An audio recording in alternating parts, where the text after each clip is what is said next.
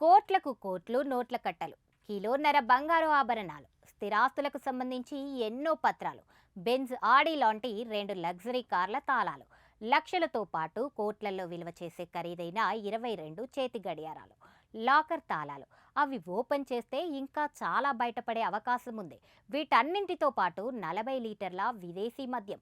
ఇదంతా ఏంటి అనుకుంటున్నారా? అవినీతిలో పీహెచ్డీ చేసిన ఓ ఐపీఎస్ అధికారిని ఇంట్లో సిబిఐ అధికారులు సోదాల్లో బయటపడ్డ అక్రమార్జన. ప్రస్తుతం Punjab Ropar range deputy inspector జనరల్గా ఉన్న హరిచరణ్ సింగ్ బుల్లార్ అవినీతి సామ్రాజ్యాన్ని చూసి సిబిఐ అధికారులే షాక్ తిన్నారు. అయితే అనూహ్యంగా కేవలం 8 లక్షల లంచం కేసులో రెడ్ హ్యాండెడ్గా పట్టుపడ్డ ఈ డీఐజీ ఇంట్లో సోదాలు చేస్తే డొంకంతా కదిలింది.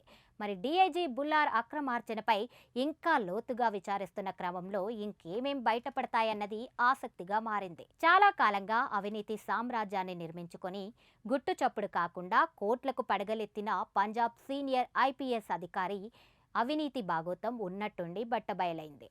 అయితే కరప్షన్ గురించి చెప్పుకోవడానికి ముందు ఆయన పర్సనల్ డీటెయిల్స్లోకి వెళ్తే 2009 బ్యాచ్ ఐపీఎస్ అధికారి అయిన బుల్లార్ గతంలో పలు కీలక పదవులు చేపట్టారు.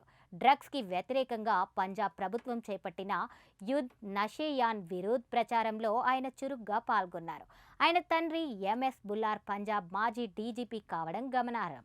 ఇక ఆయన వలలో ఏ విధంగా చిక్కారనే విషయానికొస్తే ఫతేగఢ్ సాహిబ్కి చెందిన ఆకాష్ భట్టా అనే స్క్రాప్ వ్యాపారి 5 రోజుల క్రితం సిబిఐకి లిఖితపూర్వకంగా ఓ ఫిర్యాదు చేశాడు. తన వ్యాపారానికి సంబంధించి తప్పుడు కేసులో ఇరికిస్తానని డీఐజీ బుల్లార్ బెదిరిస్తున్నానని, కేసుని సెటిల్ చేయడానికి 8 లక్షల లంచంతో పాటు ప్రతి నెల మామూళ్లు చెల్లించాలని డిమాండ్ చేస్తున్నారని అతడు ఆ ఫిర్యాదులో పేర్కొన్నాడు. అయితే ఈ డబ్బును తన మధ్యవర్తి కృష్ణ ద్వారా పంపాలని డీఐజీ సూచించినట్లు ఫిర్యాదులో పేర్కొన్నారు.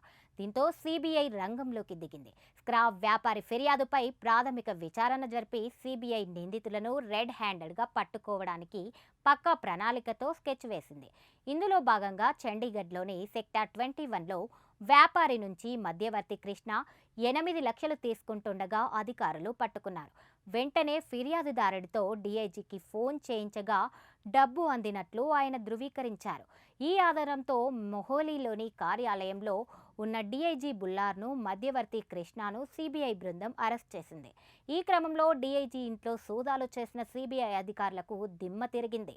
అతడి అక్రమాస్తుల చిట్టా మొత్తం బయటపడింది. అరెస్ట్ల అనంతరం డీఐజీకి సంబంధించిన రోపర్, మొహాలీ, చండీగఢ్లోని పలు నివాసాల్లో సిబిఐ అధికారులు విస్తృత సోదాలు నిర్వహించారు.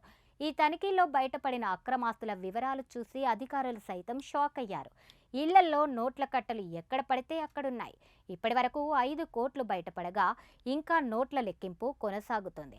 కిలోన్నర బంగారు ఆభరణాలు, పంజాబ్లోని చాలా చోట్ల ఉన్న స్థిరాస్తులకు సంబంధించిన పత్రాలు లభ్యమయ్యాయి. దీంతో పాటు బెంజ్ ఆడి లాంటి 2 లగ్జరీ కార్ల తాళాలు, 22 ఖరీదైన చేతి గడియారాలు, లాకర్ తాళాలు, 40 లీటర్ల విదేశీ మద్యాన్ని ప్రస్తుతానికి సిబిఐ అధికారులు స్వాధీనం చేసుకున్నారు. దీంతో పాటు మధ్యవర్తిగా లంచం డబ్బులు తీసుకున్న కృష్ణ ఇంట్లో కూడా సోదాలు చేయగా అక్కడ కూడా 21 లక్షల నగదు దొరికింది. అయితే అవినీతిలో పూర్తిగా కూరుకుపోయిన ఈ ఐపీఎస్ అధికారి బుల్లార్ తండ్రి పంజాబ్ మాజీ డీజీపీ కావడంతో డిపార్ట్మెంట్లో పెద్ద చర్చ మొదలైంది. అయితే డీఐజీ బుల్లార్తో పాటు కృష్ణకి సంబంధించిన అక్రమాస్తులను తొవ్వితీసే పనిలో పడ్డారు సిబిఐ అధికారులు.